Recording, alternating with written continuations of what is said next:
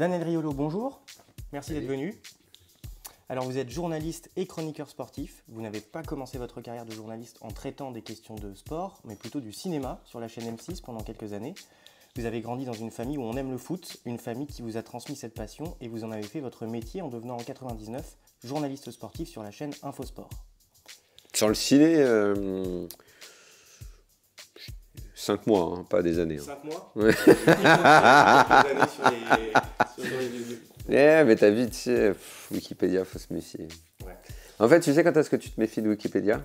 Quand on en fait un sur toi. Tu sais, plein de fois, tu sais, tu fais des... les modifier. Oui. Alors là, attention, là, tu parles à un handicapé technologique, là, donc je suis pas sûr d'être capable de le faire. Mais en fait, tu te rends compte, tu sais, quand tu fais des recherches sur Wikipédia, souvent on te dit, ouais, fais un peu attention, parce que parfois et tout, tu dis, oh, ça va, c'est bon. Puis ça t'arrange bien, de choper des trucs sur Wikipédia.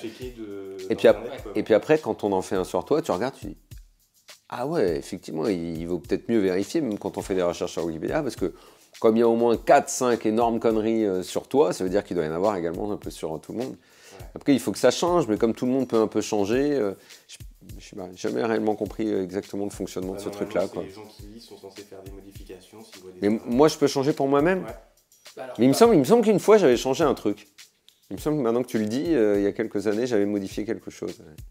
Ouais, bon, non, écoute, tout ça pour dire que le cinéma, ça n'a pas duré longtemps. Surtout sur M6. Alors attends, autant sur la chaîne Spectacle, on va dire que d'abord, je n'étais que stagiaire de janvier à juillet.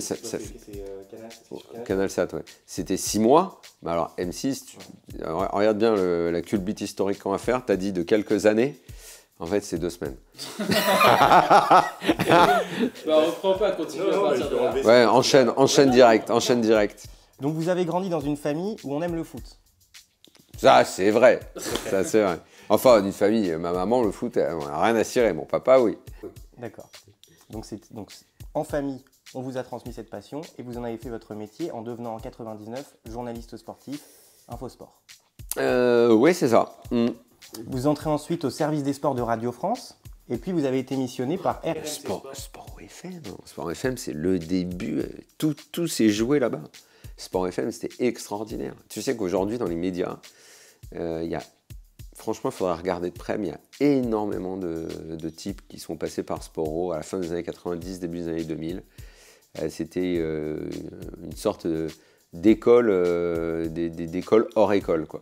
C'est la radio.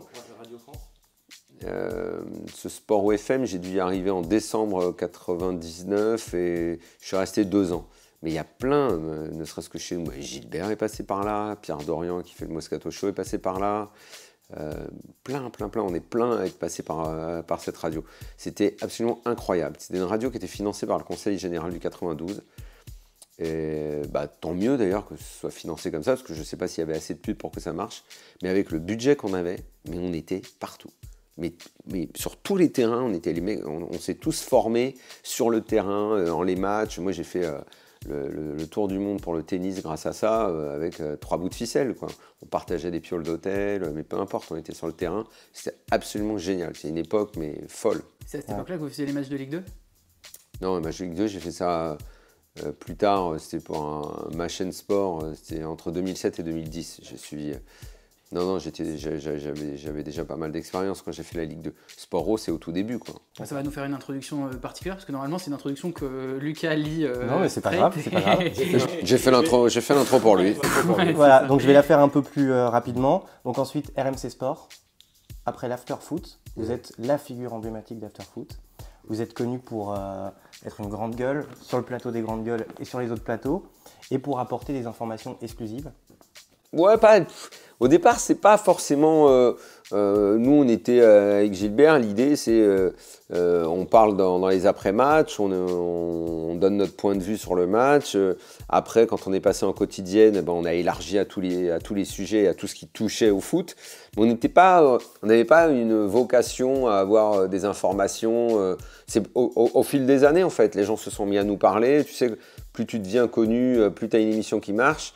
et les gens te parlent, et toi on te parle, tu cherches, tu vérifies, tu te crées un réseau de plus en plus vaste et c'est comme ça que tu finis par avoir des infos, quoi. Mais au départ, c'était pas forcément la vocation de l'After d'être une émission où on allait avoir des infos. Non, mais ça a fini par arriver et donc par vous permettre d'écrire des livres qui ont très bien marché sur le monde du foot, sur les dessous du monde de foot. Notamment en 2013 avec Racaille Football Club qui a été tiré à plus de 30 000 exemplaires, on n'a pas le chiffre exact. Bon, je sais pas, je pense que ça doit être... Oui, avec maintenant, c'était il y a 10 ans, mais je pense qu'on avait dû arriver à 30 000, un truc dans le genre. Et donc vous êtes devenu un des journalistes les plus suivis par le monde du foot européen. Européen ? Ah bah, je vois souvent sur les radios en Espagne, aussi, même dans l'after, ils reprennent des citations de Daniel Riolo. Ah oui, je sais qu'ils reprennent, mais je sais pas si je suis pas allé regarder s'il y a les journalistes de foot les plus suivis sur Twitter, ce genre de choses. J'ai pas fait ce genre de classement. Tu l'as pas sur tes notes, ça? C'est mon information, ça. C'est Un des journalistes les plus suivis du livre européen. Ouais, peut-être un des journalistes les plus suivis par Sofiane, c'est possible. Mais moi, je savais pas. J'ai pas de chiffres comme ça. Et donc en 2023, on vous retrouve avec KO Football Club, un livre que vous écrivez avec Abdelkrim Branine. C'est pour ce livre qu'on vous a invité. C'est un livre enquête sur les coulisses du foot français, l'affaire Pogba, les scandales à la fédération, l'affaire Mediapro, un livre qui parle société, un livre qui parle sport, un livre qui parle argent et qui parle politique. Bienvenue chez Soso et Lulu.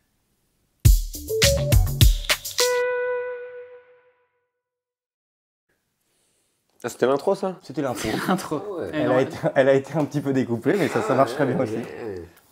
Pas mal. Alors, est-ce que vous pouvez nous dire de quoi parle ce livre et comment vous avez eu l'idée de l'écrire?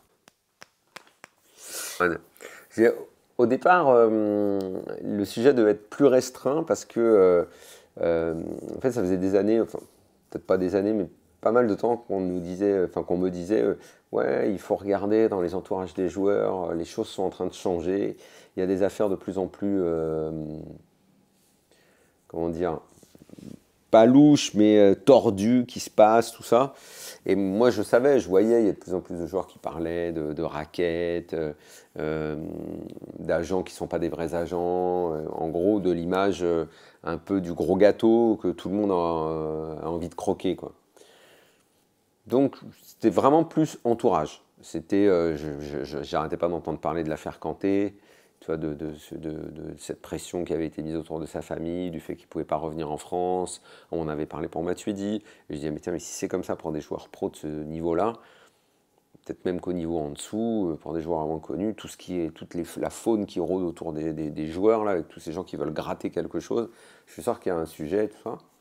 Donc c'était vraiment... et d'ailleurs, le titre au départ, quand j'en parle à Abdelkrim, je dis, on va faire Ghetto Football Club. Lui, il est très...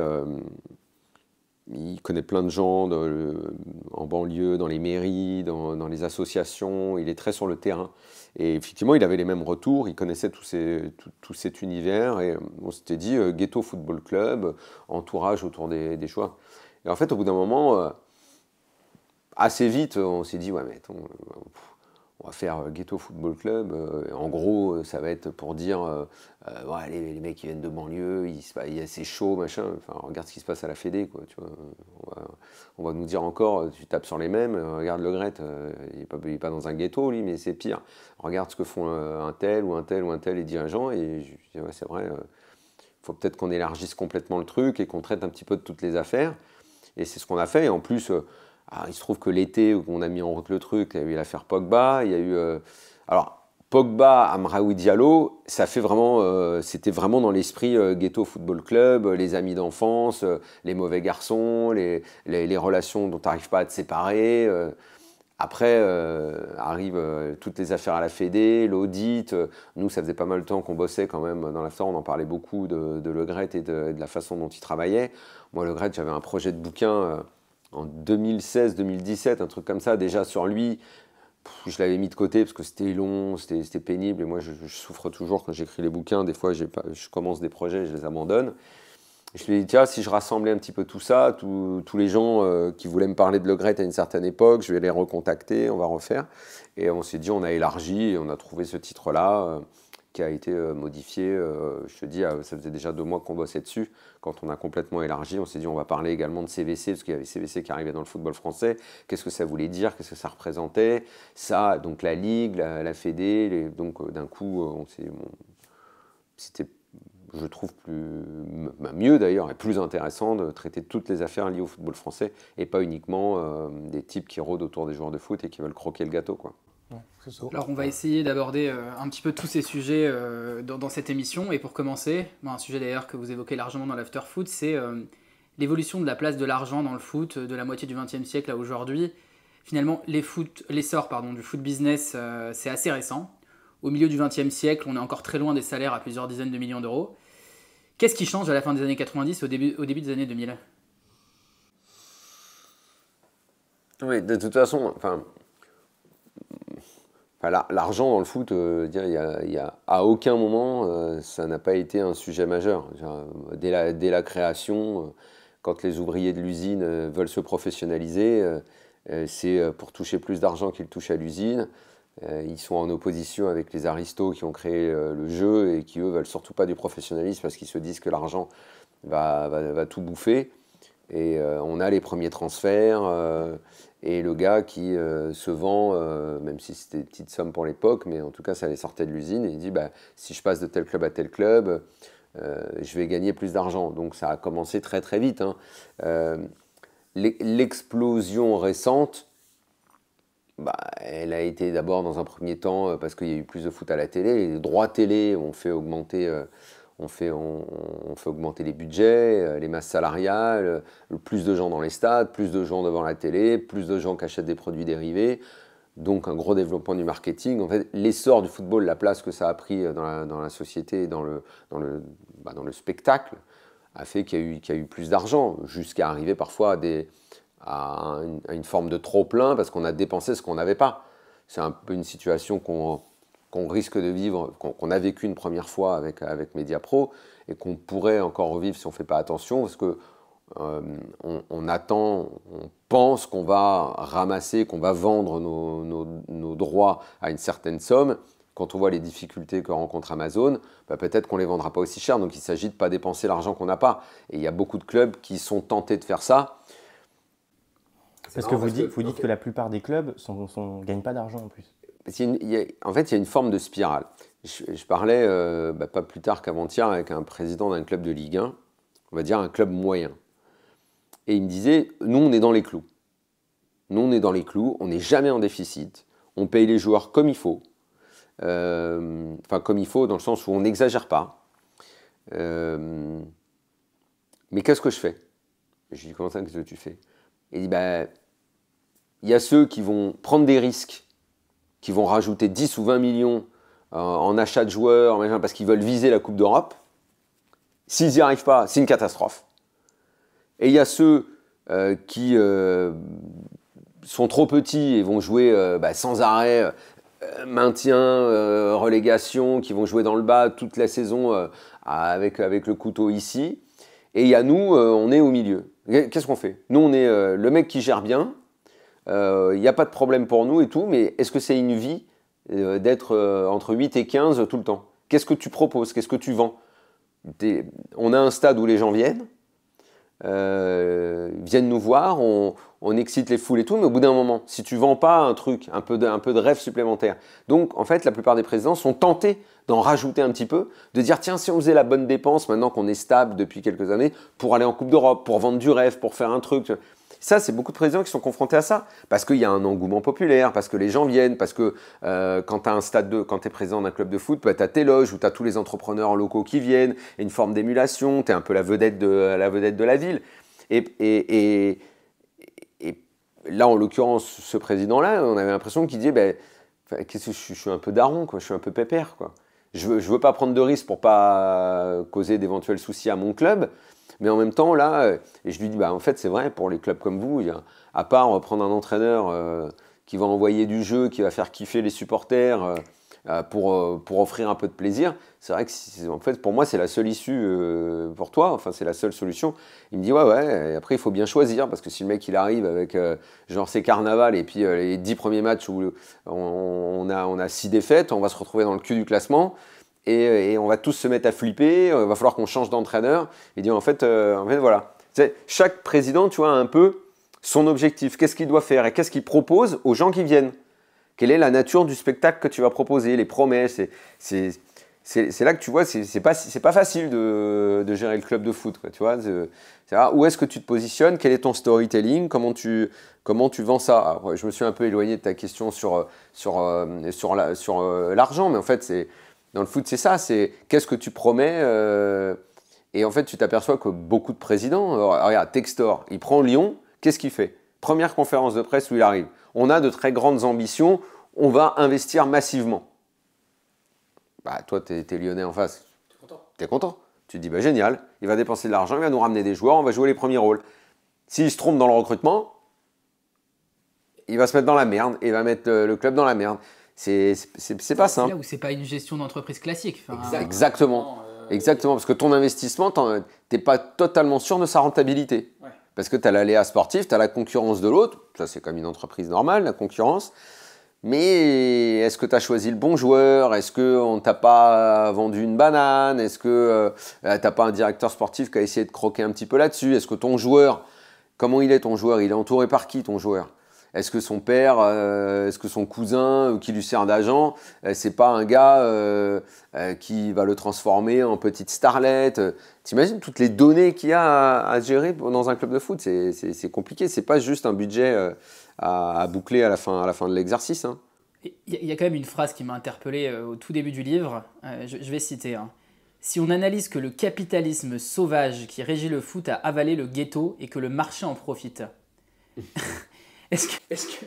J'ai écrit ça, moi. Comment j'ai pu écrire un truc pareil? On peut en parler un petit peu de ce capitalisme sauvage? À partir du moment où toi, tu es vedette du foot, tu représentes une valeur. Et autour de toi, donc, on va essayer de la faire fructifier et de ramasser des petits bouts de toi. Si c'est pas sauvage, je suis ton agent. Je te propose un club, il y a un salaire, je prends le petit pourcentage et l'entreprise tourne comme il faut. Si c'est un peu moins légal, je vais avoir la concurrence peut-être de ton cousin qui dit qu'il est proche de toi et qui va me menacer et qui va dire par la loi du plus fort, c'est moi qui vais prendre la part de marché. Ben non, mais moi je suis son agent. Toi tu vas fermer ta gueule, sinon tu vas prendre une balle dans le genou. Et c'est moi qui vais gérer la moitié de sa valeur. Sauvage, c'est dans le sens où t'es pas dans la légalité. Mais on se dit qu'à ce niveau-là de revenus, ils n'ont pas les moyens de se protéger correctement? Ah bah si, justement, c'est le grand problème, c'est la protection. Parce que qui te protège? En fait, tout est là dans les histoires qu'on raconte. Par exemple, si tu prends l'affaire Pogba, son problème est venu de la protection. On lui a dit on va te protéger. De qui? Peut-être de nous, en fait. Parce qu'au bout d'un moment, d'ailleurs, il faut que tu payes donc pour ta protection. Oui, mais il m'est rien arrivé. Oui, mais c'est parce qu'on t'a protégé. Ah d'accord. Et puis, je vais t'annoncer un chiffre mirobolant. Ah ouais, ça coûte tout ça la protection? Ouais, parce que sinon on va te laisser. Et puis tu vas avoir affaire à eux. Mais non, eux, ils m'ont jamais. Non, mais eux, ils m'ont jamais menacé. Oui, mais en fait, c'est le système. Toutes les mafias ont prospéré de cette façon. Ouais. Tu offres une protection, puis en fait, c'est peut-être le protecteur qui est la personne qui menace le plus. C'est ce qui s'est passé dans l'affaire Pogba. C'est finalement des amis à lui de jeunesse qui, à un moment, ont réclamé d'avoir une plus grosse part du gâteau pour une protection. Alors, je vous propose qu'on fasse une petite digression et qu'on revienne sur les agents un petit peu plus tard. Et je voulais qu'on parle un petit peu d'un sujet dont vous avez parlé un peu dans tous vos travaux, dans tous vos livres, c'est un peu la sociologie du foot. Oui. On a eu l'idée de la France Black Blamber en 98, qui est un peu loin derrière nous maintenant. On a eu moins ce truc-là en 2018. Et pourtant, la sociologie du foot, elle n'a pas forcément évolué ces dernières années. Et le football... Ah si, la sociologie du foot, elle est... Si. En France... si, ça c'est à l'image un petit peu de la NBA, ça s'est profondément ghettoisé quand même. C'était justement ma question, c'est le football, ça reste toujours la voie rêvée de sortie de la pauvreté pour les jeunes de banlieue. Ouais, c'est ça. Ouais, c'est ça. Ouais, plus que jamais, c'est l'ascenseur social, et on a... une forme de culture uniforme qui s'est créée autour d'eux, une façon de parler, une musique qu'on écoute, des convictions, une façon de voir la vie. Il y a même un facteur religieux qui est de plus en plus présent.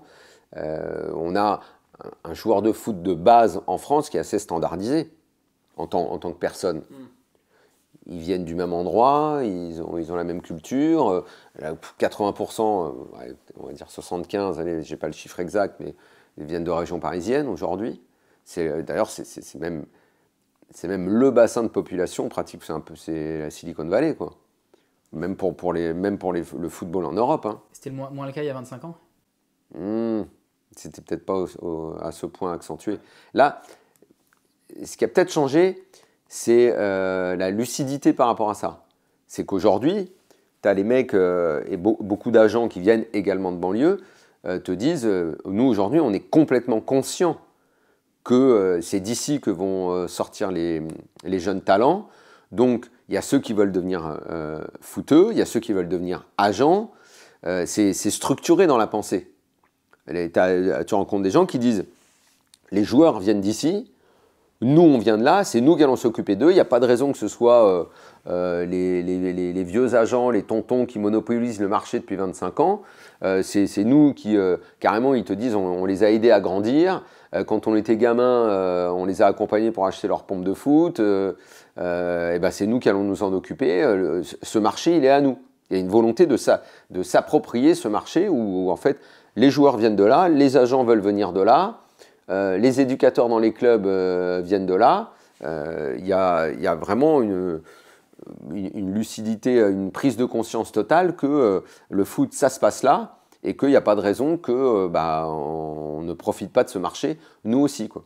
Ce que je trouve en soi pas condamnable, quoi. Il y a une forme de légitimité, quoi. Après tout, le mec dit ouais, moi c'est un tel, je l'ai aidé quand il était jeune, machin, j'ai également envie de m'en occuper, quoi. Bon, alors après, il ne faut pas qu'il le fasse de façon illégale, faut pas, parce que justement, il y a eu beaucoup d'histoires, c'est ça dont on parle. Il y a aussi de la concurrence, parce que si ça doit, comme on dit certains enquêteurs, ils me disent ouais, moi je veux bien que ce soit légitime parce que c'est le cousin, parce qu'ils se connaissent, parce qu'il se sent plus à l'aise de parler à lui et pas un mec qu'il ne connaît pas et qui veut en faire son agent. Mais si ce gars-là, ça se termine en bataille de rue ou gang contre gang, exactement comme pour le trafic de drogue, parce que moi, ce qu'on m'a expliqué certains enquêteurs, c'est que beaucoup se sont aperçus que c'était beaucoup moins dangereux d'aller dans le foot que dans le stup.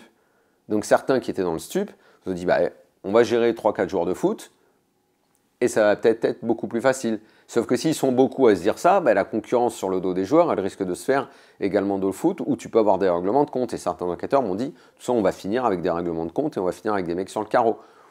Grosso modo, on n'était pas loin de ça dans l'affaire Amraoui Diallo quand même. Pour la première fois, on a eu l'agression, pas d'un joueur, d'une joueuse. On ne s'attendait pas à ce que ça arrive dans le foot féminin.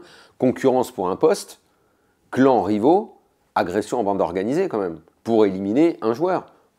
Après tout, est-ce que c'est si dingue d'imaginer que dans un club de Ligue 1, deux mecs sont milieu défensif et les agents d'un tel disent « il me casse les couilles, lui, pourquoi il joue à ce poste-là ? T'as demandé à l'entraîneur de le virer ?»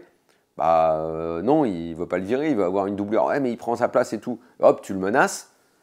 Et si la menace ne fonctionne pas, attends, on va l'agresser, quoi. On va lui péter les genoux. Là où c'est complètement dingue, c'est qu'un C'était même arrivé dans le patinage. Et là où c'est complètement dingue, justement, c'est quand ça arrive dans un club comme le PSG. Bon, c'est la division féminine du PSG, mais ça reste le PSG. Ouais. C'est des entreprises, des énormes mastodontes, le PSG. On s'attendrait à ce que sauf qu'après, il faut s'occuper des dossiers. Sauf que les gens qui ont été placés à la tête de la section féminine sont des incompétents. Quand tu mets Ulrich Ramé, c'est des mecs qui en fait ont été mis sous pression immédiatement. C'est mieux chez les hommes, il faut trouver. Non, pas forcément, t'as raison. T'as pas tort. Mais il n'empêche que là, t'es clairement dans le cas de figure d'un conseiller de joueur, de joueuse, qui met sous pression le directeur sportif en lui téléphonant, en lui disant fais jouer un tel, c'est mieux si tu fais ci, si tu fais ça. En fait, on est presque à se demander, mais comment ça s'est pas fait avant, finalement. Et c'est ça, en fait, on a l'impression... Ce qui arrivait avant, excuse-moi de te couper, ce qui arrivait avant, c'était l'agent qui était pote avec l'entraîneur ou le directeur sportif qui était dans le club. On va dire ça, c'est les anciennes méthodes de ce qu'on, de façon caricaturale, on peut appeler mafieux, marseillais, corse ou rien. Bon, bah, tu fais jouer un tel, hein. Non, c'est Jean Fernandez qui fait le tour de la ville dans le coffre de la bagnole. Mais je t'avais dit de faire jouer un tel. Bon, bah oui, ok. Ou le directeur sportif qui a été mis là parce que c'est un ancien joueur et qui n'a aucune compétence, qui n'a pas de réseau pour recruter, il téléphone à un agent et il traite tout le temps avec le même agent. Et le même agent arrive avec son catalogue, fait sa petite combine et sa tambouille à lui. Bon, vu que tu as été sympa, je te file un petit pourboire, tu me fais une facture, droit d'image ou ce que tu veux. Et voilà. Mais ça, on a l'impression, à faire Pogba, Amraoui Diallo, c'est toujours pareil. C'est des gens qui sont, enfin Pogba ou Diallo, des gens qui viennent d'un milieu social, enfin voilà, du milieu de la banlieue parisienne, qui sont toujours rattrapés par leur milieu d'origine. Et si on regarde un peu les autres joueurs, je ne sais pas, un Antoine Griezmann de Mâcon ou des joueurs comme Olivier Giroud qui n'ont pas grandi dans ces milieux-là, eux, ils sont épargnés de toutes ces tentatives d'extorsion. D'extorsion, oui, mais après, tous les mecs de banlieue n'ont pas connu ce genre de choses-là. Hein. D'ailleurs, je pense que la majorité ont eu une carrière qui se passe bien de ce point de vue-là. Il se trouve qu'il y a eu des affaires et des faits graves ces derniers temps et que certains envisagent que ça puisse devenir plus fréquent. Dans le cas de Griezmann, je crois qu'il y a un de ses anciens très proches agents qui, pour un autre motif, a passé quelques semaines en tôle. Bon, c'est un autre motif un peu plus enfin, bon, bref, on n'en parlera pas. Oui, non. En plus, Griezmann, il n'a pas joué en France, hein, il n'a pas grandi en France, il a grandi en Espagne. Ils sont moins sujets à ce genre de problème-là. À l'étranger ? D'après ce qu'on dit, ouais. On n'a pas d'affaires un peu similaires à ça. Il y en a eu quelques-unes en Italie, autour de la mafia, un peu à Naples et tout, mais c'est pas si fréquent. Alors je ne sais pas si c'est un sujet qui va être dans la continuité, mais on a parlé un petit peu des intermédiaires du foot, et il y a aussi un aspect qui est évoqué dans un ou deux chapitres du bouquin, c'est l'aspect nouvelle communication des joueurs, les réseaux sociaux, les agences de communication. Est-ce que selon vous, cette nouvelle façon de communiquer, et plus particulièrement les réseaux sociaux, ça participe au chaos football club? Et pourquoi? Parce que ça les isole. Ça les isole du monde extérieur et d'une compréhension de qui ils ont en face. Ils s'enferment sur eux-mêmes, dans un monde à eux. C'est ça, dans ce chapitre que je décris, c'est leur code, leur univers. Ils ne savent même plus qui il y a en face. Le public qui les regarde, parce qu'ils ne veulent plus parler aux journalistes. Le journaliste, je rappelle qu'il est avant tout un relais entre le public et le joueur. Il pose en gros les questions que le public aimerait poser. Mais ils ne veulent plus de ces questions, ils ne veulent plus de ce relais, ils ne veulent plus de contact. Ils veulent être suivis par des fans. Ils veulent une fanbase qui va juste mettre des cœurs et des pouces levés et des likes sur sa vidéo de vacances, sa dernière paire de pompes, le dernier but qu'il a marqué, la photo de lui dans un resto avec sa meuf. Et ils vont... pour moi, ça participe d'une forme d'isolement. Ouais. Tu vois, ils sont un peu déconnectés, ils vivent pour se mettre en avant, de plus en plus... un petit peu comme des influenceurs ou des vedettes de télé-réalité se font refaire la gueule. Vous aurez quand même noté que Léo Messi a fait beaucoup. Hein. Tu peux regarder les photos de Messi en 2010 et aujourd'hui. Après, il fait ce qu'il veut, c'est sa vie. Cristiano Ronaldo avait ouvert la voie. Mais la mise en scène de sa vie contrôlée par son community manager, le gars qui s'occupe de ça, et l'histoire qu'il veut raconter, souvent ils ont des agences qui s'occupent de ça, mais ils veulent de plus en plus tout contrôler, ils ne veulent plus venir en interview, alors que c'est comme ça quand même que tu te mets directement en rapport avec les gens. Tu vois, voilà, les gens ont envie d'un petit peu de vérité, d'un petit peu de sincérité. Là, tout doit être absolument contrôlé, fake, fade. C'est facile de faire un classement sur ceux qui sont le plus suivis, mais au final, très franchement, les gamins de 15-25 ans, ils peuvent kiffer Messi et Ronaldo, sur les deux plus grands joueurs des 20 dernières années. Quand tu as passé 25 ans, qu'est-ce que tu dis de Ronaldo et Messi? Tu dis quoi d'eux? C'est les deux plus grands joueurs des 20 dernières années. Ils sont stratosphériques. Qu'est-ce que tu dis d'autre? Rien. Quand tu as entre 15 et 25 ans, peut-être que tu dis « Ouah, sa meuf, elle est trop bonne, sa bagnole, elle est trop stylée, ah, t'as vu le but qu'il a marqué et tout ». Au-delà de 25 ans, tu es un étudiant, tu commences à construire ta vie et tout. Il te marque pour quelque chose? tu as envie de parler d'eux, c'est des gars qui t'inspirent quelque chose. Non, plus rien.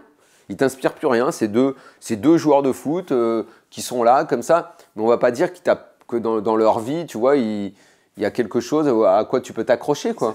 Ils deviennent un peu fake, un peu fade. C'est pas plus mal que les frasques de Cantona ou les affaires autour de Ronaldinho, etc. Bah, moi, je pense que c'était mieux, moi. Ouais. Bah, ça donnait un petit peu de vie, tu vois. Tu avais l'impression que les mecs vivaient. L'impression que les gars avaient une vie. Après, attends, Dieu sait que les opinions de Cantona, elles me plaisent pas du tout, mais tu avais l'impression que c'était un mec qui était dans la société, quoi, qui était là, il avait un truc à dire, que ça plaise ou que ça plaise pas. Là, tu as les deux autres, c'est des joueurs, peut-être les deux plus grands de l'histoire du foot. C'est rien, c'est des images, quoi. Ils sont là avec leurs millions de followers, et tous les gens qui sont derrière à les liker, à mettre des cœurs et tout ça, mais moi, je pense qu'au-delà de 25 ans, bah, c'est un truc de môme, quoi. Quel affect tu crées avec le gars, quoi. Ouais. Non, vous avez plus de 25 ans par rapport à Messi, Ronaldo, vous avez quoi comme... Bah, nous, on a grandi avec Messi et Ronaldo, donc c'est difficile. Mais tu regardes encore ces photos sur Insta? Non. Tu regardes encore... mais tu vois, parce qu'il y a des millions de followers, mais qui les suit? Qui aujourd'hui, parle-moi d'un père de famille, 35 ans installé, qui a un taf, il va regarder sur Insta Ronaldo et sa meuf en vacances? Peut-être un Neymar, par exemple, lui, parce qu'il fait pas mal de conneries justement sur les réseaux sociaux, ça peut être marrant. Effectivement, Neymar, il est pas lisse, pour le coup. Absolument. S'il n'était pas joueur du PSG, si j'attendais pas qu'il fasse progresser le club, je pense que je le kifferais. Mais comme, pour ses frasques. Mais comme il se trouve qu'il joue dans mon club et qu'il fait rien de bien depuis des années, ça me saoule un peu. Donc j'aimerais bien qu'il dégage. Mais effectivement, lui, il est pas lisse. Ouais, il est pas lisse. Je voulais revenir sur le sujet qu'on a déjà commencé à aborder, mais le sujet des agents, parce que c'est quand même un peu un des sujets principaux du livre.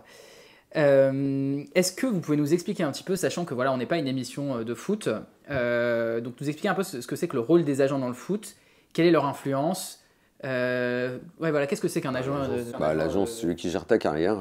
Toi, tu es joueur de foot, tu prends un agent, c'est lui qui va aller voir un club, enfin parfois même le club qui te veut toi comme joueur. Va passer par l'agent pour te faire une proposition d'un éventuel transfert, de ce transfert parler du salaire, ensuite des éventuels sponsors ou des marques qui vont s'intéresser à toi, qui va vouloir faire bonifier, fructifier, améliorer ton image. L'agent, c'est celui qui accompagne, mais tu n'as pas besoin d'être dans le foot. L'impresario dans le monde du spectacle dans les années 60, c'était ça. L'agent dans le cinéma... Bien sûr, mais la question était plus avec toutes les phrases que peut avoir un agent. On a l'impression que les agents ont pris une place de plus en plus importante dans le foot. Et quand je demandais quelle était leur influence, on sait qu'il y a des joueurs qui sont représentés eux-mêmes, par exemple. Et d'un autre côté, on a des Mino Raiola qui ont négocié des commissions astronomiques pour le transfert de Pogba à Manchester United, par exemple. Enfin, pourquoi on laisse faire Pourquoi on laisse faire on laisse faire, on laisse pas faire. Si les clubs disent oui, disaient oui à Mino Raiola, ça regarde les clubs. Les joueurs. C'est plus les joueurs. Les joueurs, ils étaient contents d'avoir Mino Raiola. Ils leur négociaient toujours des augmentations. Oui. Donc eux étaient très contents d'avoir ce gars-là comme agent. Il s'occupait de tout. Il mettait une nounou derrière chaque joueur. Il s'occupait d'arroser les copains qui étaient un petit peu trop demandeurs. Les agents, franchement, c'est dans tous les métiers de représentation et de spectacle, tu as un agent. Moi, j'en ai pas. Peut-être y penser. Et en termes de profil des agents de foot, c'est pareil, c'est la même chose, où il y a quand même... Le profil, on en parlait tout à l'heure. Tu as les agents qui étaient les agents licenciés, un peu les anciens, que dans le bouquin on appelle les tontons du métier. Et aujourd'hui, la nouvelle génération des agents, c'est ceux qui ont grandi en banlieue à côté des joueurs qui arrivent maintenant sur le marché et qui sont les joueurs actuels de notre championnat et qui, eux, soit ne passent pas leur licence parce qu'ils ne veulent pas aller passer le diplôme ou parce que aussi c'est trop dur de passer le diplôme, parce que peut-être que ça arrange un peu les anciens de pas ouvrir l'accès au diplôme. Donc je sais que parfois certains l'ont mauvaise parce qu'ils disent nous on a envie de faire les trucs légalement, on a envie de le passer le diplôme, mais il est absolument impossible à passer parce qu'on fait tout pour qu'on l'ait pas. Donc on se démerde, on est l'agent, ça donne plein d'affaires d'exercice illégal de la profession d'agent. Ou l'autre solution, mais ça la justice est intervenue pour y mettre fin, même si évidemment on trouvera un autre moyen de le faire, C'est moi, t'es joueur de foot, je suis ton cousin, je n'ai pas la licence, mais j'ai quand même décidé de m'occuper de toi. C'est moi qui vais discuter avec les clubs et on fera signer les papiers par un avocat mandataire sportif qui connaît la loi, qui rédigera les contrats, tout ça. Si le club accepte de parler avec un agent non licencié, ça le regarde. Et peut-être qu'effectivement, c'est sur le club qu'il faut taper. Vous avez dit donc que vous avez parlé avec un mec, c'est pas un agent, il n'est pas licencié, il est dans l'exercice illégal de la profession d'agent. Mais comme la licence, en France ça existe et dans d'autres pays ça n'existe pas, que tu n'as pas d'uniformité là-dessus, ça complique encore plus la chose, quoi. Parce qu'en France, on demande à ce que tu sois licencié pour parler. Toi, on dit que par exemple Lyon, le téléphone n'est décroché qu'aux agents licenciés. Et que si tu n'es pas licencié, je ne te reçois pas dans mon bureau.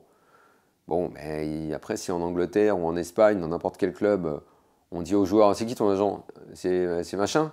Ouais. Et on ne demande pas s'il y a une licence. Bah ok, je discute avec toi. Alors bon, voilà, c'est quoi ton truc? Tu veux quoi? Ouais. Bah voilà. Et pour les papiers, c'est bon, j'ai mon avocat, il va le faire. Voilà. Bon, c'est le moment d'aborder le sujet personnellement qui m'intéresse le plus, c'est le sujet du Qatar et du PSG.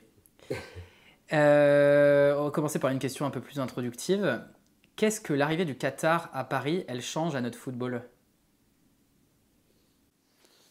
Alors, il y a plusieurs dimensions parce que elle change, elle aurait dû changer, elle a changé. En fait, ça dépend le temps de conjugaison. Alors, au début, l'arrivée du Qatar, donc, qui est vue d'un très bon œil par les pouvoirs publics, à ce moment-là, ça doit d'abord quasiment sauver d'abord le PSG, parce qu'il n'y a pas de repreneur, et indirectement le football français, parce qu'à ce moment-là, il n'y a plus beaucoup d'investisseurs qui veulent venir prendre les clubs. Les droits télé risquent fort de se casser la gueule, donc il risque d'y avoir beaucoup moins d'argent dans les caisses. Donc tout le monde est très content à ce moment-là que le Qatar arrive, parce qu'ils reprennent le PSG. Ils veulent monter une grosse équipe, ils veulent recruter des stars. Qui dit recrutement de stars dit les stades où tu te déplaces plein, donc les présidents sont contents parce que leur billetterie fonctionne bien. Les droits télé, on va les vendre plus cher parce qu'il y a des stars au PSG, donc les diffuseurs vont être contents de diffuser les matchs du PSG. Ça encourage le président de Lyon, de Marseille ou d'un autre club à dépenser un petit peu plus d'argent, non seulement pour rivaliser, mais pour se mettre dans une spirale économique favorable qui va être, on va faire monter, les droits télé nous donnent un peu plus d'argent, donc on peut dépenser un petit peu plus. Et donc, il doit à ce moment-là y avoir une spirale vertueuse. Sauf que ça ne s'est pas vraiment passé comme ça, parce que l'argent, c'est vrai qu'il y en a eu. On peut pas dire, moi ceux qui disent que l'arrivée du Qatar a été une mauvaise chose en se plaçant en 2011 quand ils arrivent, c'est pas vrai. À ce moment-là, vraiment, les droits peuvent s'écrouler. Je rappelle qu'à ce moment-là, on sort de 10 années où il n'y a eu que Lyon. Il y a eu l'aventure Monaco en 2004, l'aventure Marseille en 2004. Mais franchement, nos résultats en Coupe d'Europe sont catastrophiques. On va me dire parce qu'ils ont été mieux après. Ah non, ils n'ont pas été mieux après. On a eu les moyens de faire mieux, mais on n'a pas fait mieux. Moi, j'y peux rien. Si moi je te donne 100 balles, si tu décides de les foutre dans le caniveau, ça te regarde. Si tu décides d'aller dans un bon resto pour bien manger avec, tant mieux pour toi. Tout dépend de ce que tu fais de l'argent. L'argent, il y en a eu. Il y a eu, les droits télé ont augmenté. Visiblement, ça n'a pas servi à faire en sorte que nos résultats en Coupe d'Europe s'améliorent. Mais néanmoins, les clubs ont eu plus d'argent. Ils ont pu offrir des salaires à des joueurs. Ça a fait venir McCourt à l'OM. L'OM était vraiment dans la merde. Moi, je rappelle, Margarita Louis-Dreyfus, elle n'arrivait pas à vendre. Elle ne voulait plus mettre un rond dans le club. Où serait l'OM à ce moment-là si l'Américain ne vient pas? L'Américain vient. Je ne dis pas que tout ce qu'a fait l'Américain était formidable, puisqu'au début, ça a mis du temps à bien marcher, puisqu'il a pris un mauvais président. Mais ça, c'est pas nous qui nommons, c'est pas nous qui lui disons prends Jacques Henri Hérault pour présider l'OM. Aujourd'hui, il se trouve que celui qui est en place, ça fonctionne beaucoup mieux. C'est très bien. On a eu les Américains à Bordeaux. Ils viennent aussi parce qu'ils pensent qu'ils vont se mettre dans une spirale positive. C'est une catastrophe. Ouais, c'est une totale catastrophe. Ils ont ruiné le club. Mais ça faisait combien d'années qu'M6 voulait vendre? M6 voulait vendre et ils ne trouvaient personne. Personne. Et ils ne mettaient plus un rond dans le club. Donc de toute façon, catastrophe pour catastrophe, on y allait quand même. Peut-être pas de la même façon, mais ça vivotait, il ne se passait plus rien. Je rappelle que les supporters disaient il faut vendre, M6 il y en a marre, il y en a eu des banderoles comme ça et tout. Ils ont vendu aux mauvaises personnes, clairement, puisqu'il y a eu la cata. Donc à chaque fois on se plaint des investisseurs étrangers qui sont venus, mais il y a des investisseurs français qui ont coulé des clubs aussi hein, en France. Hein. Si tu fais le bilan, il est clair et évident. Donc ta question c'était qu'est-ce que ça a apporté? Ça aurait dû apporter beaucoup de choses positives.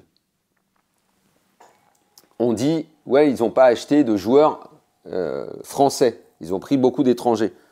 Ok, très bien, mais c'est pas grave, ça. C'était mieux, mais bon, s'il n'y avait pas de bons joueurs à acheter en France, ils peuvent rien, ils ont pris des étrangers. Très bien. Mais toujours est-il que, et même dans le deuxième appel d'offres, si Mediapro met 1 milliard à ce moment-là, c'est parce que Neymar et Mbappé signent au PSG, c'est parce que Monaco vient de faire une super saison en 2017, c'est parce que tout le monde se frotte les mains en se disant c'est génial, on va tous investir, surtout si en plus on a le milliard. Et tous les présidents sont méga contents du milliard. Ils ont misé sur le mauvais cheval. Mais c'est pas nous les journalistes, enfin c'est pas moi en plus qui dit que c'était une bonne chose que le Qatar soit venu à ce moment-là, qui ait choisi Mediapro. C'est eux qui l'ont fait, c'est tous les présidents qui l'ont fait. S'ils sont allés se mettre dans les mains d'un mec sans même demander une clause de garantie, l'argent, ils l'ont eu. L'argent, ils l'ont eu. Donc, il y avait une démarche qui était positive. Il y a eu un élan, il y a eu une spirale économique qui était positive. Mais s'ils ont fait n'importe quoi, c'est eux que ça regarde d'avoir fait n'importe quoi, d'avoir pas pris de garantie quand ils font signer un contrat avec Mediapro et derrière les droits télé. En plus, ils ne se sont pas totalement écroulés. Ils ont quand même réussi à maintenir. Et si les droits télé, ils sont encore à 600 millions en France, quand tu regardes ce que c'est au Portugal, en Belgique, en Suisse, qui ont des résultats, ou aux Pays-Bas, qui ont des résultats en Coupe d'Europe qui sont largement équivalents et souvent meilleurs que les nôtres, si on a encore des droits et une économie aussi importante dans le foot en France, bah c'est encore grâce au PSG. Je ne parle pas des points UEFA. On dit qu'on exagère sur les points UEFA du PSG. Ok, on exagère, bah enlève-les tous. Sur les 10 dernières années, enlève-les si le PSG n'avait pas eu le Qatar et s'était retrouvé, comme il l'était avant qu'ils arrivent, à jouer une fois sur deux. C'était l'UEFA qui jouait à l'époque, hein, TNT, tous ces matchs à la con là. Ben, moi, je suis pas sûr que le PSG sera encore, que le football français sera encore à la 5e place à l'indice UEFA. Je ne suis pas sûr du tout. Et si on essaie de prendre le point de vue du Qatar, est-ce que, d'après vous, le Qatar, il s'y retrouve dans leur investissement? Est-ce que, pourquoi ils sont venus? Ils sont sûrement pas venus pour. Bah, moi, franchement, à leur place, je me taperais la tête dans les murs, hein. Ouais. Parce que la Coupe du Monde, ils l'ont eu avant le PSG, donc ils n'ont pas eu besoin de ça. Le PSG a entretenu le fait qu'on parle d'eux, mais le problème, c'est qu'on parlait tout le temps d'eux en négatif. Notamment pour la Coupe du Monde. Pour la Coupe du Monde, pour le PSG. Franchement, on peut se poser des questions sur la réussite du soft power. Ouais. Est-ce que c'est le PSG qui leur a permis d'être dans autant d'entreprises en France, d'être devenu un acteur diplomatique majeur? Je ne suis pas sûr que ce soit grâce au PSG, ça. Donc, je ne sais pas ce que le PSG leur a apporté. Ça, honnêtement, aujourd'hui, en tout cas, moi, si j'étais Nasser, je me taperais la tête dans les murs. Je dis, putain, ça fait 10 ans que je suis là, ça fait 10 ans que j'y arrive pas. Alors, je pense que si j'étais à sa place, devant la glace, je me dirais, c'est peut-être toi qui es nul aussi. C'est peut-être toi qui fais les mauvais choix quand même. Mais visiblement, il ne se le dit pas. Justement, ça fait le lien parfait avec notre dernière thématique, c'est pouvoir politique dans le foot. Dans votre livre, vous n'êtes pas tendre, et c'est un euphémisme, un gros euphémisme avec les dirigeants successifs du football français, Noël Le Graët, Vincent Labrune, Florence Ardouin, et j'inclus Nasser El Khelaifi dedans. On a l'impression en vous disant que les instances du foot français, elles sont gangrénées par des luttes internes de pouvoir. Alors ma question, elle est toute simple. Comment est-ce qu'on en est arrivé là? Et est-ce que c'est la même chose ailleurs en Europe? La réponse est peut-être moins simple. Si tu commences par la Fédé, Noël Le Graët arrive après le fiasco de Naïsna. Le renouveau du football français, c'est pas Noël Le Graët, c'est les joueurs de l'équipe de France et c'est l'entraîneur qu'il ne choisit pas, parce qu'il ne veut pas de Deschamps. Après, ils deviennent unis, mais au début, il ne veut pas de Deschamps. Néanmoins, c'est la meilleure chose qui soit arrivée à la Fédé, d'avoir Deschamps. Il a redressé le football français. les étapes qui ont été les siennes 2014-2016 jusqu'au titre de 2018 ont fait que le football français s'est totalement régénéré, que l'argent est revenu dans la Fédé. Moi, ce dont je parle, c'est surtout de ce qui se passe après 2018 où le titre mondial a fait vriller les têtes et a donné lieu à des comportements de harcèlement moral, de harcèlement sexuel et de folie un petit peu à tous les étages dans la Fédé. C'est plus un jugement moral que économique ou professionnel, puisque la Fédé, elle se porte très bien. Moi, ce que je conteste, c'est que ce soit grâce à Le Gret. Le Gret, il est pour rien. N'importe quel mec en première année étudiant en école de commerce, il faisait rentrer de l'argent à la 3F. Quand tu es champion du monde, c'est pas très compliqué d'aller voir Carrefour ou Intermarché et Volkswagen et je sais pas quelle marque pour dire vous voulez être l'un des 5 sponsors des Bleus? Ouais, ok, bah c'est le temps. Ok, tu signes. Bravo, super. C'est pas ça qui fait que tu es très très fort. Si à côté de ça, tu continues d'avoir ton fonctionnement quasi mafieux, à nommer tes amis au COMEX, qui vont tout couvrir pendant des années, c'est ça qu'on raconte. Après, quel autre dirigeant t'as mentionné? Nasser, j'ai cité Florent Nasser, c'est le président du PSG. Oui. Franchement, là, j'invente rien du tout. Je ne découvre pas l'Amérique en disant que depuis 10 ans, il a plus montré d'incompétence que de compétence à la tête du PSG. Et on ne peut pas avoir fait autant de mauvais choix. Franchement, c'est... Avec les moyens qu'il a eus, c'est le pire président de l'histoire du club et c'est peut-être même le pire président de l'histoire du foot, quoi. C'est avoir autant de moyens et réussir... Alors attention, la partie business du PSG, elle est réussie. Là, pour le coup, il a réussi à nommer des gens au niveau business qui ont réussi à faire du PSG une marque. Le PSG est une marque, c'est un top 5 du business de l'économie du sport. Ça c'est une réussite. Sportivement, ça a foiré. Enfin, de là où partait le PSG, c'est-à-dire à ce moment-là, il n'existe plus sur la scène européenne. Aujourd'hui, même en se prenant des tartes comme ils se prennent régulièrement, on va dire qu'ils sont, quand ils sont 8e, ils sont top 16. Et si tu fais la moyenne depuis qu'ils sont là, entre leur quart de finale au début, leur demi, leur finale et les fois des 8e, allez, top 10. Le PSG s'est installé comme un top 10, top 8, top 10 en Europe. Bon, vu de là d'où tu partais, tu peux considérer que c'est une réussite. Si tu ajoutes à ça la réussite du business, il pourrait y avoir une façon de dire que ça a marché. Quand tu es supporter du PSG, que tu suis et que chaque année tu prends une tarte, que tu te tapes des cirques avec des affaires autour des joueurs, la façon dont les joueurs se comportent et tout, oui, ça donne un sentiment d'échec ou en tout cas peut-être de non-aboutissement, quoi. Clairement, il manque un truc. Ma question, ce que je voulais dire aussi, c'était de parler un petit peu de lutte de pouvoir un peu permanente, comme si... Il n'y a pas vraiment de lutte de pouvoir. Entre qui et qui, lutte de pouvoir? Les luttes de pouvoir, entre Florence Ardouin, Noël Le Gret, toutes ces affaires... Florence Ardouin, il n'y a pas de lutte de pouvoir, c'est la DG de la Fédé. Elle est dans mon histoire de après 2018, ils ont tous vrillé, quoi. En gros, ça fait l'impression que c'était champagne à tous les étages. On fait ce qu'on veut, on se balade, et vas-y, je t'invite 10 personnes pour aller voir un match. Je vais te le faire en forme d'image pour un peu comprendre. Je parle comme je veux, c'est champagne dans l'avion, allez, vas-y, on va faire la fête. C'est ça en fait, et en ne respectant plus rien. Et tiens, je te fais un plan social, je vire 20 personnes de la boîte et puis je fais valider ça par le COMEX après coup. Et puis le COMEX, il va fermer sa gueule, il va rien dire. C'est ça, mais il n'y a pas de lutte de pouvoir entre Le Gret et Ardouin. Il y a le patron, il y a la patronne. Ils ont fini fâchés, mais au début, ils ne sont pas fâchés. Ça va faire le lien d'une certaine manière avec notre dernière question, puisqu'on arrive à la fin de l'entretien. C'était de parler un petit peu de la place qu'occupe le football dans le monde, dans la politique de manière générale. Enfin, vous racontez par exemple dans le livre qu'Emmanuel Macron a personnellement appelé Kylian Mbappé pour lui demander de rester au PSG. Bon, on comprend difficilement comment l'avenir d'un footballeur, aussi talentueux soit-il, hein, moi je suis fan, il n'y a pas de problème, puisse intéresser personnellement le président de la République. C'est devenu un enjeu incontournable, le foot, à ce point-là?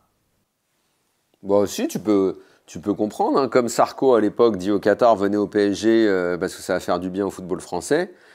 peut-être qu'à ce moment-là, Macron, à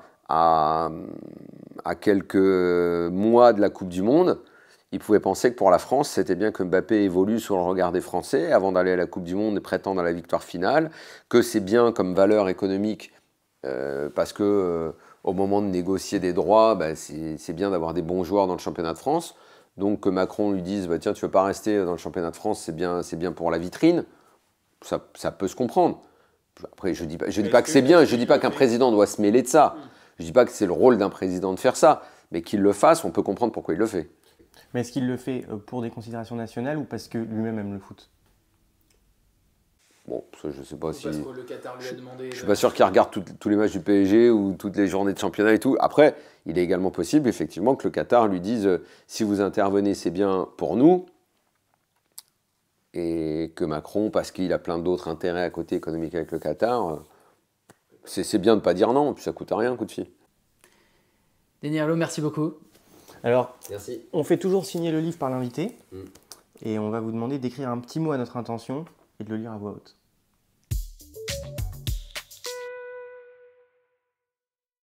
J'ai fait une citation. Merci pour ce moment. Soso et Lully, épisode 6, 10 mai 2023. Merci beaucoup. Merci.